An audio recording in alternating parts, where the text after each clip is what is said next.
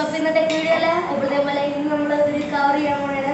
അവിടെ സാധാരണ ചെണ്ട മാത്രമേ ഉള്ളൂ. ഇന്ന് ചെണ്ട മാത്രമല്ല, കോങ്കോ ഉണ്ട്. കോങ്കോ വായിക്കാൻ നമ്മുടെ അഗ്ഗു ഉണ്ട്. അഗ്ഗു ചെണ്ട പഠിക്കണാണ്. ഞങ്ങളെ ഒരുമിച്ച് ചെണ്ട പഠിക്കണ ആൾക്കാരാണ്. അപ്പോൾ അത്